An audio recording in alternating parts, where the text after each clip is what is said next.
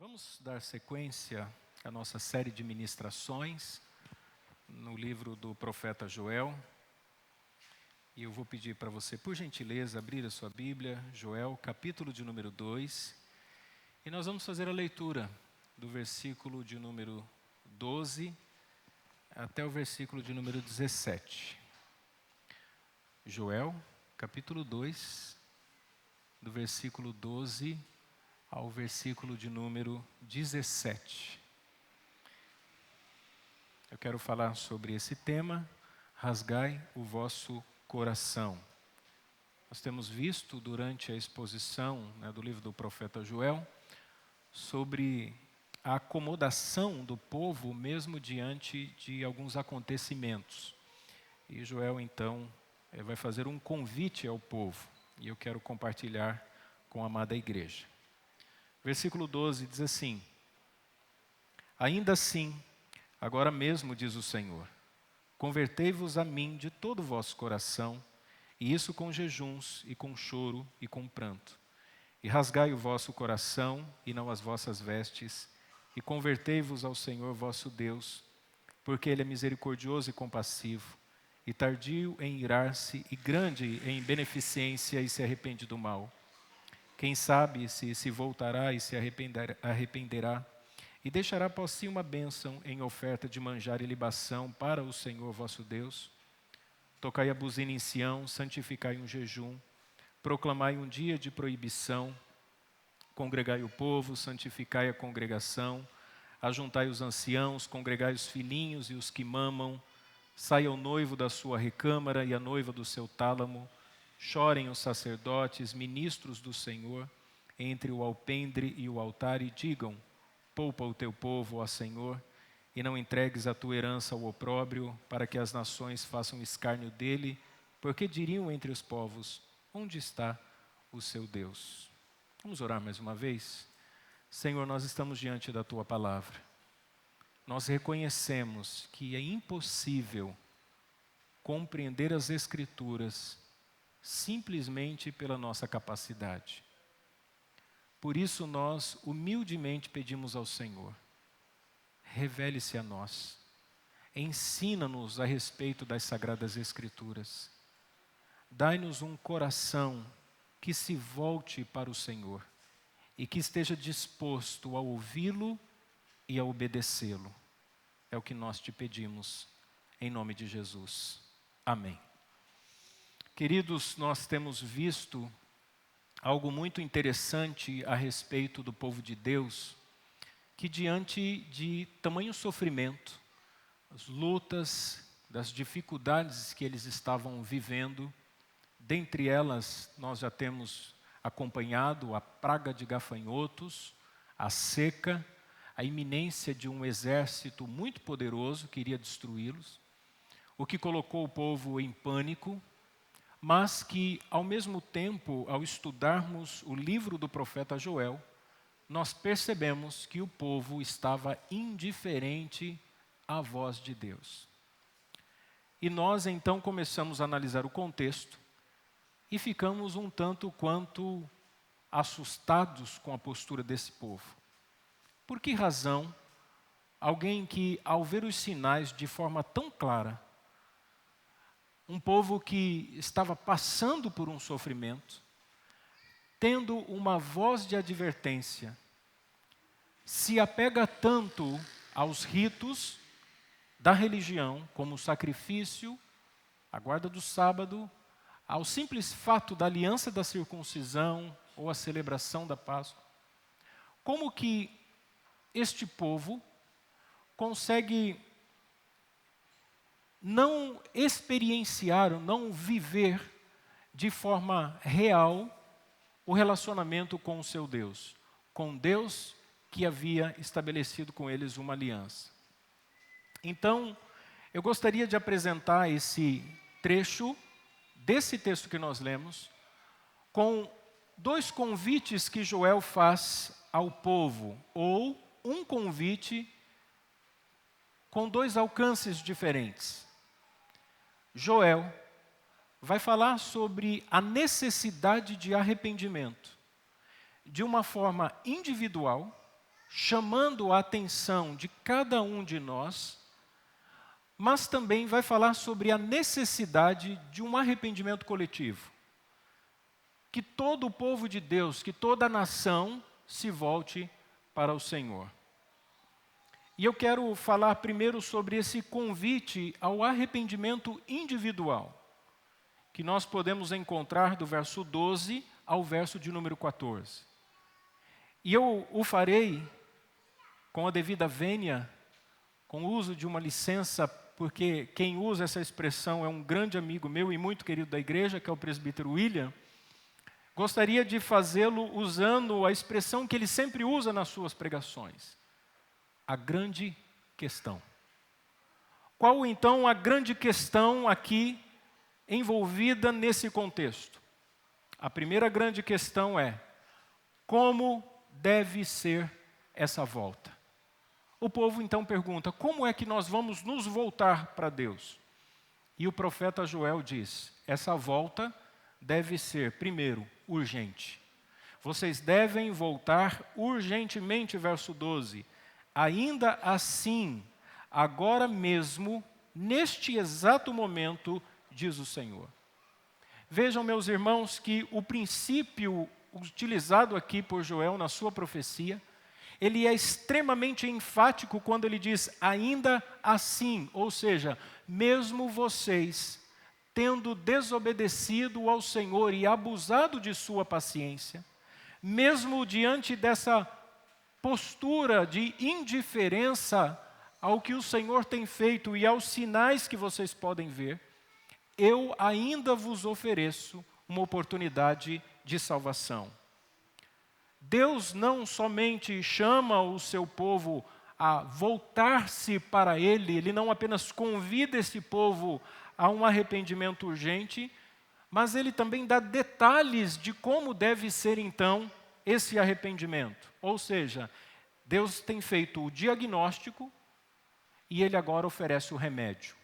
Porque uma coisa é nós identificarmos a doença, outra é qual o tratamento que nós devemos seguir. Deus apontou para o povo as razões que os levaram àquela doença espiritual e agora qual é o tratamento que eles deveriam fazer. E o primeiro ponto aqui é que esse arrependimento deve ser urgente e ele deve ser pessoal. Cada um deles deveriam preocupar-se com o arrependimento. Ainda no verso 12, convertei-vos a mim. Vejam, não é apenas o sentimento de culpa pelos erros cometidos. Deus já apontou o erro que o povo tinha cometido. Deus já havia dito para o povo: olha, o exército inimigo é levantado por mim, é como um juízo manifesto entre vocês. Mas não é só a necessidade de um arrependimento, mas esse arrependimento deve ser algo de forma sincera, deveria haver sinceridade no coração daquele povo. E nós aprendemos aqui que não existe restauração espiritual. Não tem como nós sermos restaurados espiritualmente se nós não nos voltarmos para Deus com sinceridade de coração. É necessário que nós não apenas estejamos na igreja, é necessário que nós não apenas conheçamos as doutrinas, é necessário que não apenas participemos dos sacramentos que nós defendemos, como o batismo e como a ceia do Senhor. Mas é necessário que ao fazer todas estas coisas, o nosso coração esteja de tal forma aplicado e mergulhado em sinceridade que isso seja o sentido da nossa própria vida. Não é um mero ato religioso, mas é uma devoção. Não envolve apenas a compreensão, mas o desejo de estar, de fazer parte, de ser parte. E esse povo deveria voltar-se para Deus.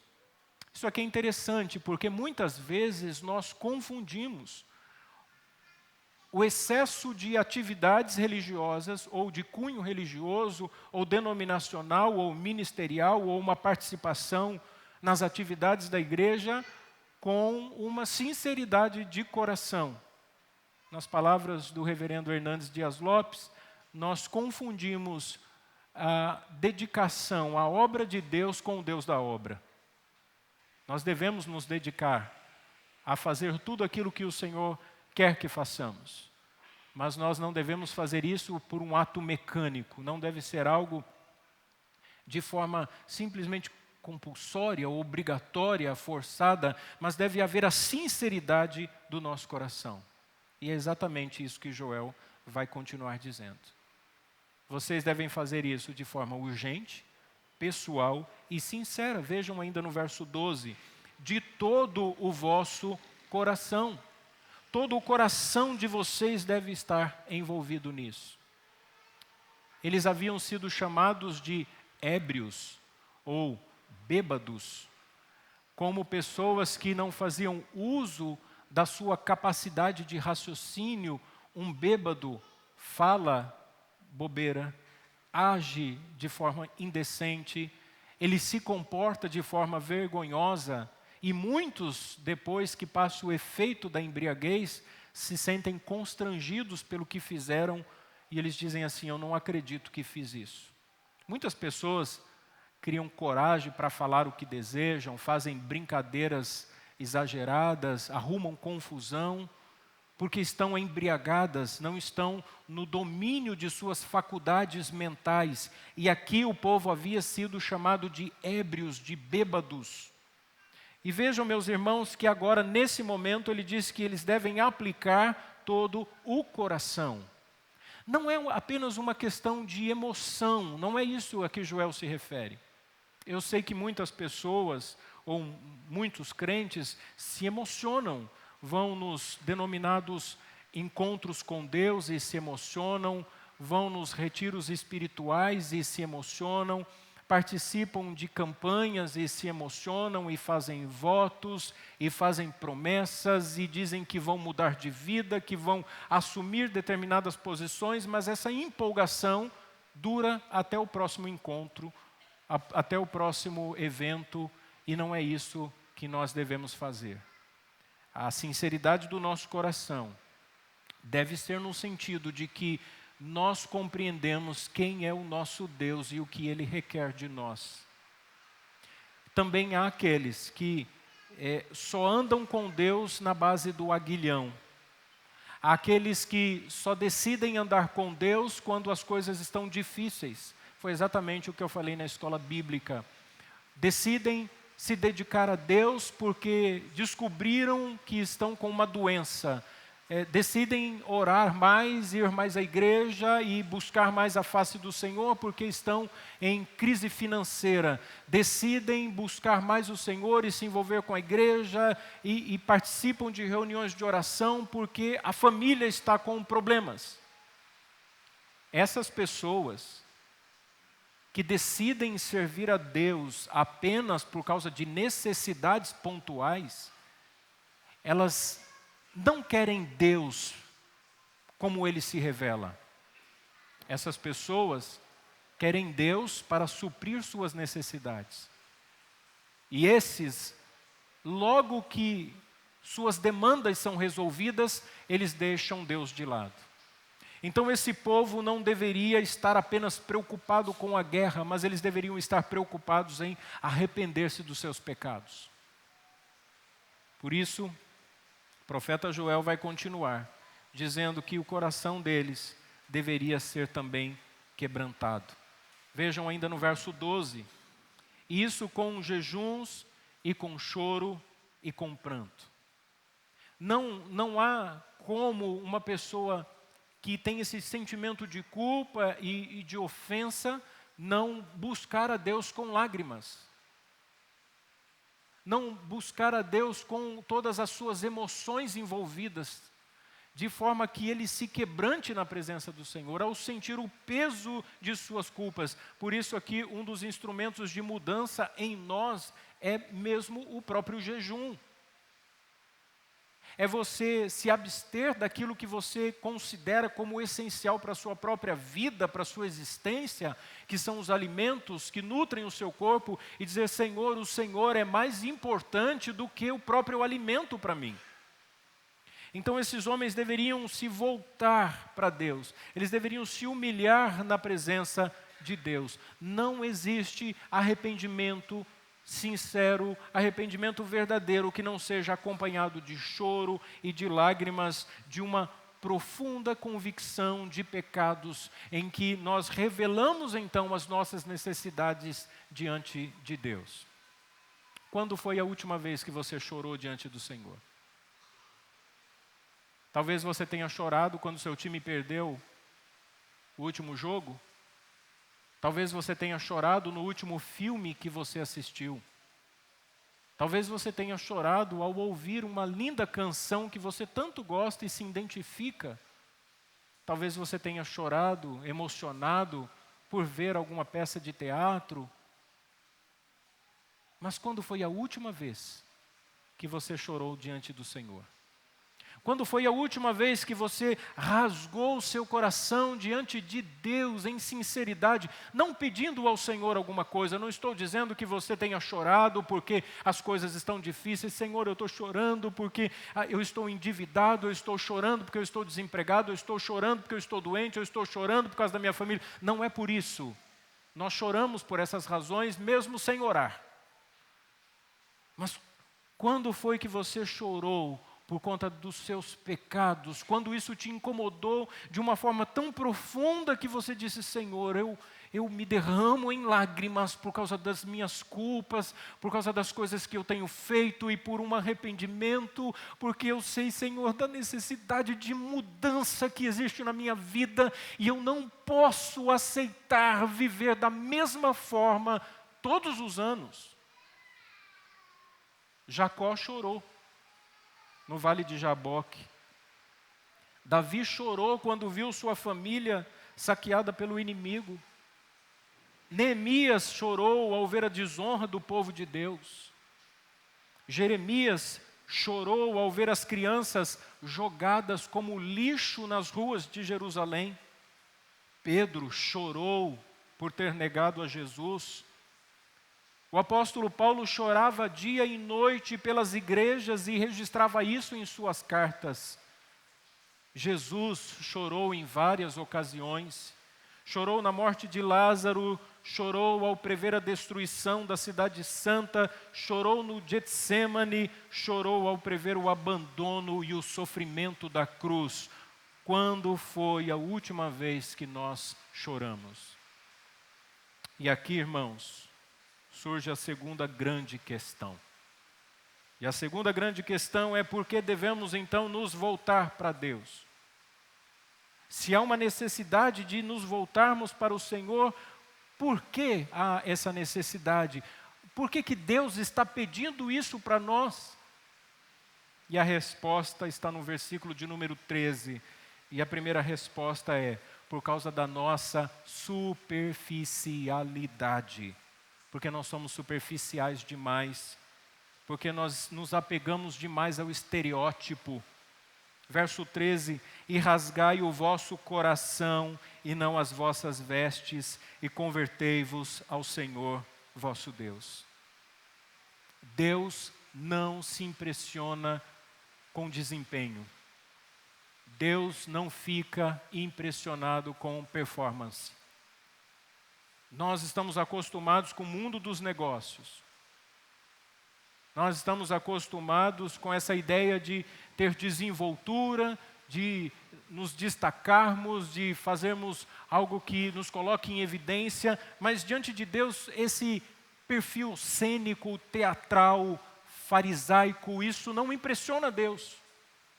Não é eu abrir os meus braços e simplesmente dizer: Senhor, o Senhor sabe do meu sofrimento, e rasgar as minhas vestes, como era na cultura, como era comum naquele tempo. Ele diz: não, ao invés de vocês fazerem isso, rasguem o vosso coração. Não sejam superficiais. Sejam honestos diante de Deus, não sejam algo que está apenas na casca, mas tenham profundidade, não sejam rasos, pueris, sejam profundos. Vejam, não só por causa da nossa superficialidade, mas nós devemos nos voltar para Deus também por causa do caráter do próprio Deus. Nós estamos falando do divino, nós estamos falando do Criador, nós estamos falando do eu sou, do santo, santo, santo. Nós estamos falando do Deus eterno e soberano, e Ele tem um caráter que nos é revelado no versículo de número 13, porque Ele é misericordioso e compassivo e tardio em irar-se e grande em beneficência e se arrepende do mal. Uma das razões pelas quais nós devemos nos voltar para Deus é por causa do caráter de Deus. É porque o Senhor é misericordioso e compassivo. É porque o Senhor é tardio em irar-se. Se não fosse a misericórdia, se não fosse a compaixão, a grande beneficência e se arrepender do mal, nós jamais conseguiríamos nos arrepender dos nossos pecados. É por isso, irmãos, que por conta desse caráter misericordioso e compassivo de Deus, não é por causa do nosso quebrantamento. Vejam que ao mesmo tempo em que o Senhor diz, se voltem para mim, se arrependam dos seus pecados, não é por essa razão que Ele vai nos perdoar. Ele vai nos perdoar por causa do seu próprio caráter. Tudo é dele, tudo é para Ele, tudo é por meio dele. Nós vivemos para Ele, por sua glória, para a sua glória. O lema da nossa igreja, a Igreja Presbiteriana Renovada do Brasil, é Abacuque 3:2, que diz assim: ouvi, Senhor, a tua palavra e temi. Aviva, ó Senhor, a tua obra no meio dos anos. No meio dos anos, faze-a conhecida, na ira, lembra-te da misericórdia. É por conta da misericórdia de Deus. É por causa da compaixão de Deus. É porque até na ira Deus se lembra da misericórdia. É porque Deus é rico em perdoar, é rico em bondade e misericórdia. É porque Ele nos abre a porta da graça. É por essa razão que nós devemos então buscá-lo. E o interessante é que o profeta Joel usa uma linguagem antropopática, uma linguagem que diz respeito a sentimentos humanos, para mostrar o quanto Deus quer o nosso bem. Ele se arrepende do mal. Obviamente Deus não se arrepende do que faz, mas Ele está dizendo assim, olha, o Senhor vos ama, o Senhor estende a mão a vocês, o Senhor quer abençoar e não amaldiçoar. O Senhor está nos chamando a nos lembrarmos da aliança. Quando Ele usa a expressão convertei-vos ao Senhor vosso Deus, a expressão vosso Deus remete à aliança que Ele fez conosco. Você está convidado a arrepender-se nessa noite, a participar da aliança da ceia, a participar desse momento em que Deus nos une misticamente, espiritualmente, através do Espírito Santo, nessa união inquebrável, porque Ele é quem estabeleceu essa união. E a terceira grande questão é: ainda existe esperança de perdão? Lendo esse contexto, será que existe esperança do perdão de Deus para nós? Verso 14, Deus é soberanamente amoroso e humilde. Quem sabe se voltará e se arrependerá e deixará após si uma bênção em oferta de manjar e libação para o Senhor vosso Deus. Essa maneira de se expressar, quem sabe, é uma forma de demonstrar esperança. É como um pai que chega para o filho e diz assim, filho, se você obedecer, quem sabe o pai te dá o que você está pedindo? Quem sabe o pai vai pensar no que você pediu? Quem sabe o pai resolva abençoar você? Deus está dizendo assim, olha, quem sabe, talvez se você manter a expectativa de mudança, se você disser assim, não, Senhor, eu vou confessar os meus pecados e eu vou ser sincero e vou aplicar o meu coração em servir ao Senhor, e o profeta está dizendo assim, quem sabe? Deus é misericordioso, Deus é bondoso, Deus é cheio de graça. E Ele endereça, acho que essa é a expressão, né? Endereça. Obrigado, assistente Gia. Rápida, hein? Papum, eu perguntei, ela endereça. A sua misericórdia a nós, a sua bondade a cada um de nós, nós somos o objeto de sua graça e de sua misericórdia. Quando tem arrependimento, tem misericórdia endereçada ao povo. O segundo ponto que eu quero tratar com os irmãos é sobre esse convite, mas não só pessoal, o convite coletivo. Vejam que até esse momento o profeta Joel está falando de forma individual, agora ele torna isso de forma geral, coletiva a toda a nação. Verso 15, tocai a buzina em Sião, santificai um jejum, proclamai um dia de proibição. É um chamado urgente de Deus aqui para o povo não se preparar para a guerra. Não é essa a ideia, embora há a iminência de uma guerra, mas não é para que eles se preparem porque eles vão perder essa guerra. Mas para que eles se preparem para o arrependimento. Para que eles se voltem para Deus. O problema não era a chegada de um exército inimigo. O problema é o pecado do povo. O nosso problema não é o governo. O nosso problema são os nossos pecados. O nosso problema não é a ideologia progressista. O nosso problema são os nossos pecados. O nosso problema não é a falta de dinheiro. O nosso problema não são as enfermidades. O nosso problema não são os membros da nossa família descrentes e que nos causam tantos transtornos e desconforto. O nosso problema não é nada senão os nossos próprios pecados. É por isso que ele diz, rasguem o vosso coração. Porque se você tiver uma vida bem-sucedida, se você tiver muito dinheiro, se você tiver uma vida confortável, se você alcançar todos os objetivos que você estabeleceu para a sua trajetória, e você morrer sem arrependimento, sem Cristo,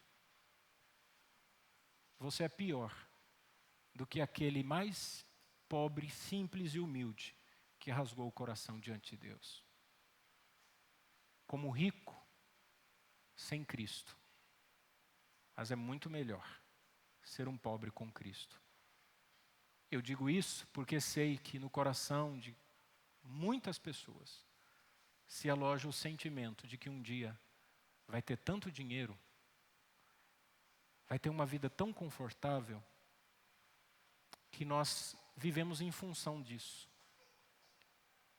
Não à toa, milhões de pessoas se enfileiram nas casas lotéricas, gastando o seu dinheiro suado na maldição dos jogos de azar. Não à toa, pessoas gastam parte do salário que deveriam estar na mesa, colocando o pão para alimentar os filhos, fazendo bolão, pelo vão desejo de ser milionário. Não à toa, homens abandonam suas esposas e filhos a uma vida de solidão e ausência paterna, simplesmente porque acham que o único sentido da vida é ganhar dinheiro. Não à toa, filhos crescem sem nenhuma estrutura, porque nunca tiveram um pai e uma mãe que sentou com eles no chão, que brincou de forma lúdica, que bateu um futebol lá no quintal, jogou uma bolinha. Porque tem filhos que só conhecem o pai e a mãe, que vivem em função da empresa. Há pessoas que respiram business, que respiram negócios, que o ar delas são cédulas. Há pessoas que ficam o tempo todo preocupados com a conta corrente.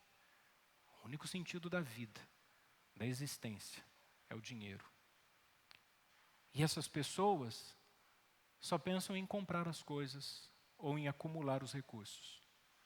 Só estão pensando no carro, no celular, na casa. E às vezes a nossa semana e o nosso mês só se resume a isso. O único sentido. Trabalhar, trabalhar, trabalhar. Receber e pagar. Guardar se sobrar. Até rimou, né? Nós precisamos nos voltar para Deus. O profeta Joel faz então uma convocação, uma assembleia nacional. Verso 16. Congregai o povo, santificai a congregação, ajuntai os anciãos, congregai os filhinhos e os que mamam. Sai o noivo da sua recâmara e a noiva do seu tálamo. Vejam como o arrependimento começa a ganhar contornos coletivos. Veja como ele sai do individual e ele vai agora para toda a nação. E ele pede para que a nação inteira se volte para Deus. Ninguém deve ficar fora do processo. Ninguém tem o direito de pedir isenção da vida da igreja. Pastor, eu sou membro da igreja, mas olha, eu só vou de vez em quando. Você não tem esse direito. Se você se considera membro, não é um clube. Nós estamos acostumados com a visão de clube. Eu vou no clube e eu pago a minha mensalidade. Eu frequento ao meu bel prazer. Então eu vou na igreja e eu contribuo mensalmente, então eu vou ao meu bel prazer. Não é assim que funciona. A igreja não é um clube. A igreja é um corpo. Não é uma estrutura. Eu sei que nós nos acostumamos em falar igreja presbiteriana renovada, mas nós somos a igreja. Isso aqui é só um prédio. Isso aqui pode desabar. Vem uma chuva forte, como estava tendo agora há pouco, pode levar para o chão. Mas não vai acontecer porque está bem construído, né? Mas isso aqui não é igreja. Nós somos igreja. Nós somos o povo de Deus. Então, ninguém tem o direito de pedir isenção, de dizer assim, não, eu vou me ausentar e eu vou apenas, de vez em quando, esporadicamente, uma vez ou outra, ter uma participação. Nós não podemos fazer isso. Nós somos membros do corpo. Eu fico imaginando, um determinado dia, eu olho no espelho e meu rosto está amarelo. Eu abaixo a minha pálpebra inferior e os meus olhos estão... O globo ocular está amarelo. Aí eu vou no médico. E o médico diz assim, o seu fígado decidiu não mais participar do funcionamento do corpo. Mas o meu fígado não pode fazer isso. Porque ninguém substitui o meu fígado. Ou de repente você acorda de manhã, os seus pés e o seu tornozelo estão inchados e você começa a ter crises de hipertensão e enxaqueca e de repente você vai no médico, ele faz um exame e diz assim, os seus rins estão parando. Ou você começa a ter um efizema, diminui sua capacidade de respiração e você percebe que o seu pulmão decidiu que ele não vai mais fazer a função dele. Ou você tem uma disfunção cardíaca, tem uma arritmia, ou uma taquicardia, ou uma bradicardia, o seu coração. E eu já passei por isso, parou. E começou a me dar uma agonia, e eu usei a mão como desfibrilador. Ai meu Deus, meu coração parou. Aí fez assim. Aí fui no médico, fiz um eletro, e falou, você teve um looping cardíaco. Muita preocupação. Mas fica tranquilo, isso acontece mesmo. Se o meu coração não pode fazer isso. O meu coração não pode simplesmente falar assim, hoje eu não vou trabalhar. Hoje eu não vou fazer parte do corpo. Então nós não podemos fazer isso, porque o corpo sente, o corpo precisa, nós somos membros uns dos outros, e a função do corpo depende especificamente de cada membro. E às vezes nós não cumprimos com as nossas funções como membro. E aí nós pensamos assim, a igreja não é tão boa, ou a igreja deveria ser melhor. Ou já imaginou se o seu rim dissesse, eu não vou trabalhar porque... eu acho que o fígado não está fazendo um bom serviço. Aliás, isso acontece biologicamente. Se o seu pâncreas parar de produzir a insulina adequada, o seu açúcar não vai ser metabolizado e vai sobrecarregar outros órgãos. Quem tem diabetes que o diga. Sabe da necessidade de tomar insulina, que é um hormônio. Porque senão a pessoa começa a ter problema, não enxerga direito, começa a tremer, falta açúcar, mas ao mesmo tempo o corpo não metaboliza o açúcar. É uma vida de muito sofrimento, não é fácil. Sonolência, a igreja é da mesma forma. À medida em que os membros decidem não cumprir com suas funções, a igreja começa a sentir os efeitos disso. A igreja não funciona. Começa a fraqueza, o cansaço, a sonolência. A dinâmica e o vigor da igreja está exclusivamente no fato de que cada membro, ele exerce a sua função. Então Joel chama a todos e ele convoca especificamente, ele vai dando esses contornos para cada um deles. Vejam como ele faz. Primeiro, ajuntai os anciãos, os homens de cabelo branco, os homens mais experientes. Esses homens devem ser o exemplo de piedade e de amor e devoção. Os anciãos da nossa igreja, Deus está dizendo a vocês, vocês são o exemplo de compromisso. Nós mais jovens devemos olhar para os irmãos mais velhos e enxergar neles uma vida de piedade. Paulo, escrevendo a Timóteo, disse assim: olha, trata o irmão mais velho como seu pai, a irmã mais velha como sua mãe. Então, a responsabilidade repousa inicialmente sobre os anciãos. Eles aqui devem ser um exemplo de piedade. Agora, não somente eles, olha o que ele diz: congregai os filhinhos, ou seja, os jovens, as crianças, os adolescentes, todos deveriam estar cientes da necessidade de um arrependimento. Não caia nesse engano de que seu filho é um anjinho. Não brinque com o perigo. Não trate seus filhos como santinhos. Ensine-os a necessidade de arrependimento e de confissão de pecados e de crer em Jesus como o único e suficiente Salvador. Às vezes a gente abusa demais da liberdade dos nossos filhos. A meninada é terrível. Eles gostam do pecado, assim como nós. São atraídos pelo que é errado. E diferente de pessoas experientes e maduras, eles não têm a capacidade de refletir sobre as consequências a longo prazo. Quantos jovens, uma gravidez indesejada e a vida toda comprometida pela frente? Uma menina que se envolveu num relacionamento, ficou grávida,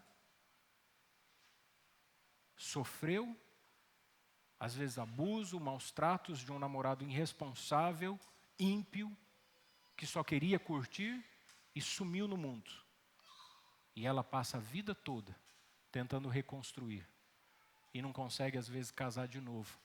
Porque os homens mais jovens querem uma moça para poder construir uma família juntos e, às vezes, não querem filhos. Quantos rapazes se envolveram com crime? Quantos pagam um preço por causa da companhia? Estavam juntos exatamente naquele momento em que a polícia fez a abordagem e aí foi junto. Às vezes nem tinha intenção de cometer crime, mas estava junto com alguém, estava próximo ou na convivência de alguém que é envolvido com crime. Quantos deixam de estudar no vigor da vida? Quantos meninos e meninas, do nosso contexto de igreja, eu não estou falando do mundo não, dos ímpios, eu estou falando do contexto de igreja. Estou falando dos nossos filhos. Nós precisamos cuidar dos nossos filhos. Você precisa cuidar dos seus filhos, sabe por quê? Porque eu tenho uma filha. E pode ser que a minha filha se case com um filho seu. E se o seu filho não for instruído, eu vou encher a cabeça da minha filha e dizer: filha, sai desse relacionamento que é fria. E eu sei que se eu não cuidar da minha filha e o seu filho se apaixonar por ela, você vai falar: pula desse barco porque a Joana não é coisa boa. E ela olhou para mim: você é coisa boa, é uma benção. Os seus filhos são os meus filhos, são os filhos da aliança. Quando você cuida dos seus filhos, você cuida do contexto da igreja. Quantos não casaram, eram da mesma mocidade? Acho tão bonito. Eram adolescentes, serviam a Deus juntos, na mesma comunidade, às vezes até uma denominação diferente. Os meninos gostam de fazer isso, né? Vão pescar em outro aquário. Eu lembro que quando eu cheguei em Campinas, a regra é a seguinte: olha, se um jovem daqui casar com uma moça de outra igreja, a mulher segue o marido.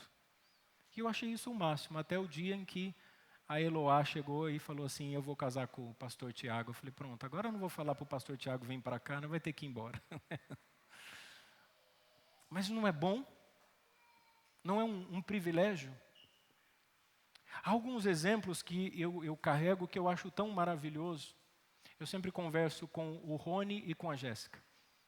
Eu lembro o dia em que ele chegou na igreja e eu logo percebi que o Rony estava interessado na Jéssica. Se eu percebi, imagina o pai. E ele começou a congregar e um dia nós conversamos e ele abriu o coração. Ele disse assim, pastor, eu fui membro da Igreja Presbiteriana Independente. Mas eu gostaria de dizer uma coisa, se der certo, se o Senhor confirmar, não eu, né, o Senhor Deus, confirmar o relacionamento com a Jéssica, eu pretendo ficar. Mas caso não dê certo, eu não quero ficar para não criar um sentimento ruim, né? Fica uma situação desagradável. Deu certo. Depois eles vieram conversar. Eu conversei com eles, conversei com o Tino, com a Rosângela, a família toda reunida, e ele assumiu o compromisso do namoro. Depois eles vieram conversar para falar a respeito do noivado. Nós fizemos o noivado. Passou um tempo, pastor, está chegando o dia do casamento. E eu fiz o casamento. Passou um tempo, aí vem a Bia. Pastor, precisa apresentar a Bia.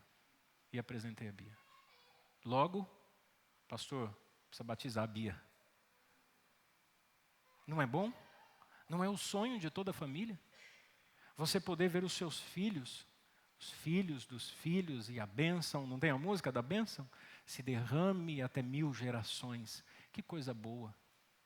Antigamente eu achava meio autoritário quando um pastor dizia assim, eu quero que o meu filho ou o meu genro seja pastor e fique no meu lugar. Eu achava aquilo um absurdo, porque não tinha ninguém na família crente. Mas pronto, agora o pastor é uma dinastia.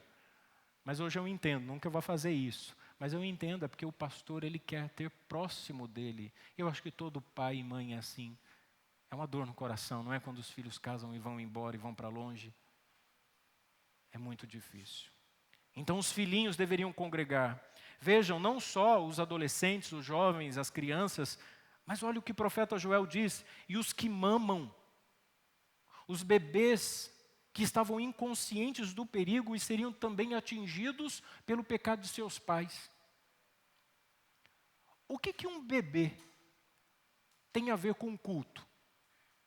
Por que alguém fica sentado no banco da igreja com um bebezinho que chora, mas mesmo assim diz, eu vou permanecer, porque esse bebê, ele está presenciando a piedade e a devoção do pai e da mãe.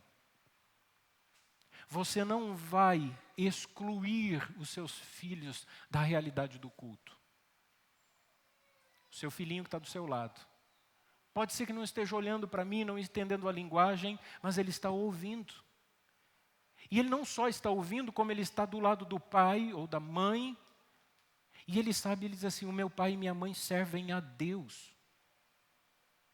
Uma vez chegaram para mim e disseram assim, pastor, esse negócio de manter criança durante o culto está tão difícil. Eu acho que se continuar desse jeito eu não vou ficar aqui. Eu disse, insista. Porque não é possível. Você vai numa igreja tradicional e você vê famílias com várias crianças todas sentadas em silêncio. Quando a Joana era pequenininha, eu levava no pediatra, um dos pediatras mais famosos de Indaiatuba. Chegamos a esperar mais de 2 horas, consulta particular. Um monte de criança. E nós ficávamos ali. Porque queríamos o bem da Joana. Mas hoje não. As pessoas simplesmente querem terceirizar os seus filhos a cuidado de outros. E aqui, os que mamam, os bebezinhos de peito, eles deveriam presenciar tudo isso. Vejam, os bebês, as crianças, os jovens, eles deveriam ver o choro dos anciãos. Todos deveriam olhar para os mais velhos e ver os mais velhos chorando e impactados pela dor do quebrantamento dos mais velhos serem influenciados. Sabe o que muda os nossos filhos? Não é o sistema educacional na escola em que ele está matriculado. O que muda os nossos filhos é o exemplo que eles veem dentro da nossa casa. É a convivência. É o meu exemplo. É o que eu faço. Crianças que nunca conseguem enxergar no pai e na mãe uma vida de amor e dedicação a Deus, elas não vão seguir, porque não há exemplo. Por que um menino ou uma menina decidiria fazer algo que os pais não fazem? Imagine a cena de uma criança. Você vem no culto, e o seu menino e a sua menina estão aí do seu lado. e você está adorando a Deus e ouvindo a palavra, e você sai do culto, chega em casa, e você começa a falar mal do pastor, fala mal dos presbíteros, fala mal dos irmãos, começa a reclamar de tudo, amaldiçoar tudo, e os seus filhos estão vivenciando aquilo. É uma questão de tempo, para eles olharem para você e falar assim, quanta falsidade. Ou então eles vão dizer assim, olha, você ouve o pastor dizendo que tem que fazer culto doméstico, você escuta o pastor dizendo que tem que orar pela gente, você escuta o pastor dizendo que o pai e a mãe têm que ler as escrituras, e vocês não fazem.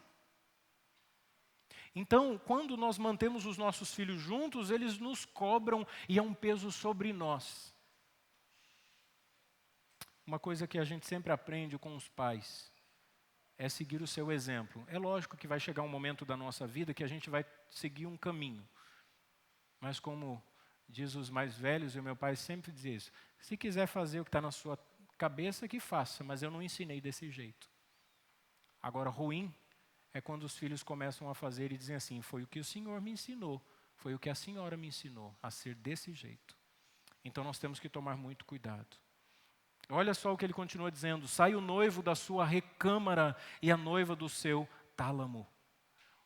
Na cultura eles tinham um ano para usufruir, eles não tinham obrigações públicas, um ano para usufruir da alegria das núpcias, do casamento. Uma coisa boa, um ano de lua de mel. Hoje os casamentos não duram um ano, eles tinham um ano só para usufruir.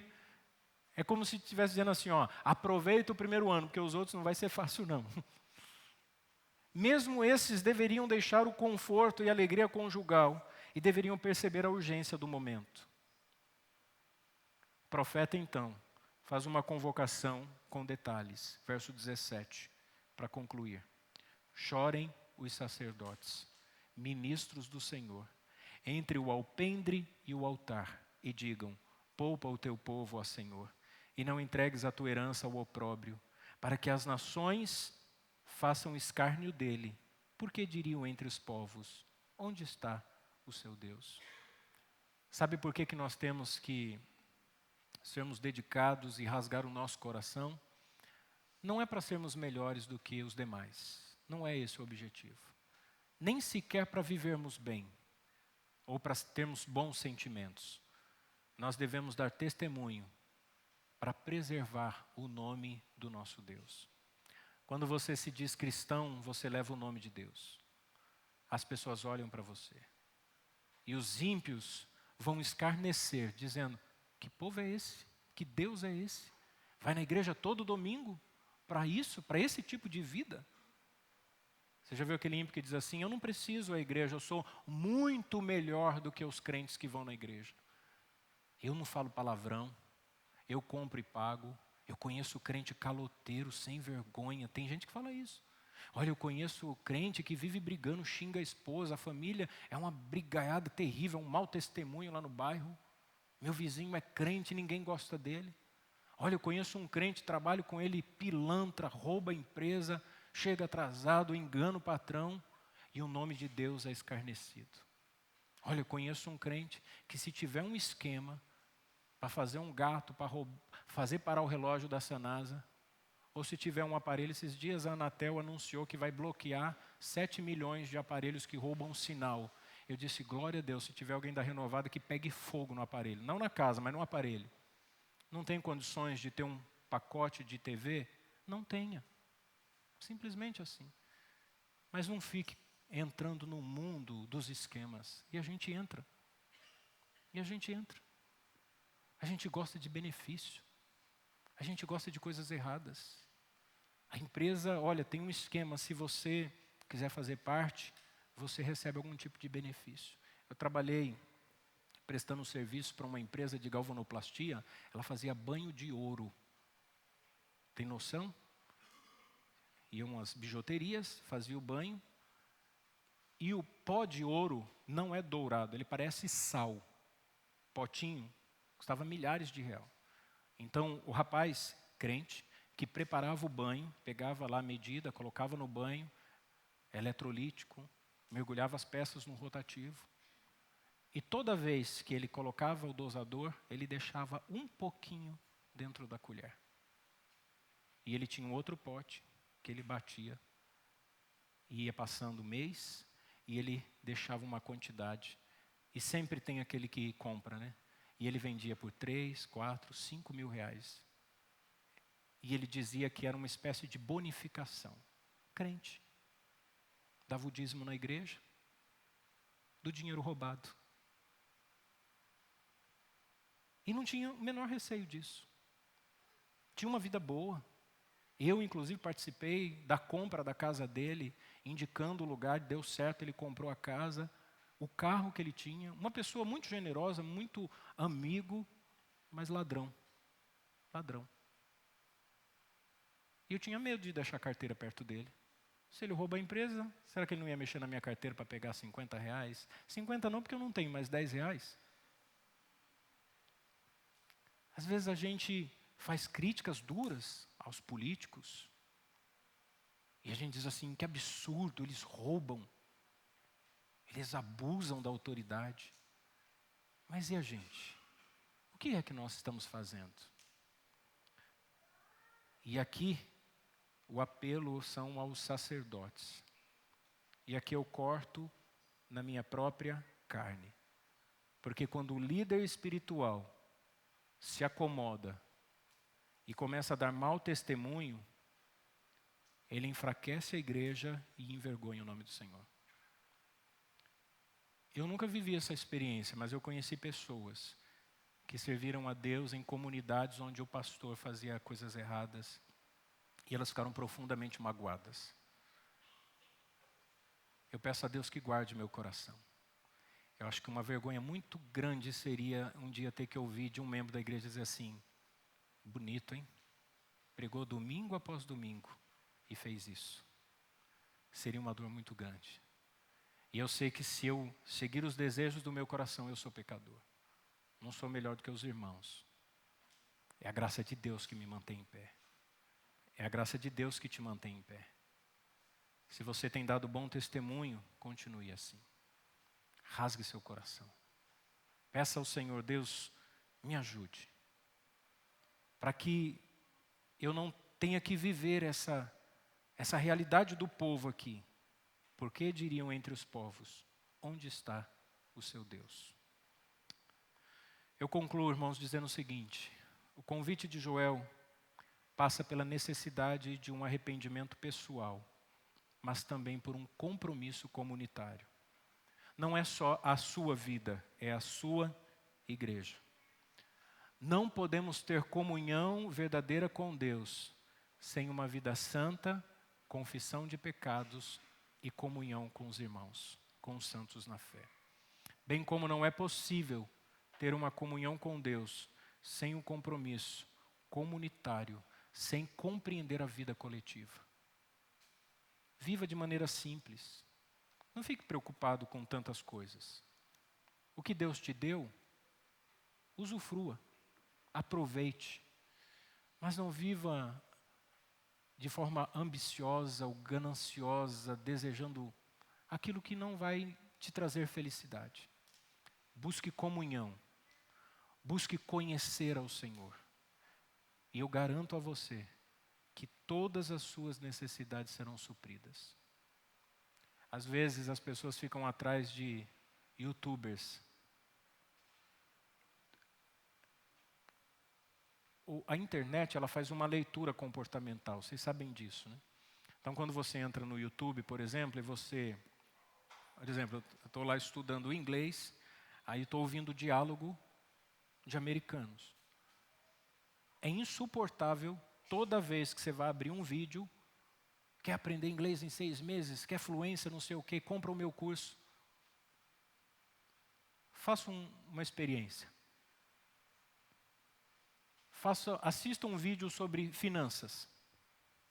Você vai ver a quantidade de traders, de criptomoeda, de bitcoins, um inferno que vira a sua vida toda vez que você vai abrir, não é assim? Querendo que você... Eu ia fazer uma viagem, ganhei, que pobre, alegria de pobre dura pouco. Ganhei uma semana no resort em Porto Seguro.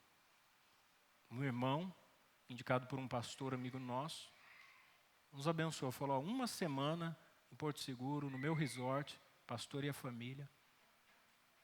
Falei, que bênção, né? Falei para a Joana, a gente vai para Porto Seguro. Coitado, vai nada, nem imaginava o preço da passagem. Aí até conversei com alguns irmãos sobre milhas, para trocar os pontos do cartão de crédito. Só que pobre usa cartão de crédito, nunca tem ponto suficiente para trocar pela passagem. E aí eu descobri o mercado das milhas. Ai, meu Deus do céu. Não tinha uma vez que eu não abri o YouTube e não vinha uma proposta para mim assinar milhas. E agora você vai ganhar não sei quantos mil por mês comprando e vendendo milhas. E você não é assim? É a leitura que a máquina faz do seu comportamento. Uma vez eu disse para a Patrícia, nós precisamos trocar a geladeira. O celular estava perto. Vocês acreditam que eu recebi uma propaganda do Magazine Luiza no Google, uma promoção de geladeira? Pior, eu comprei a geladeira.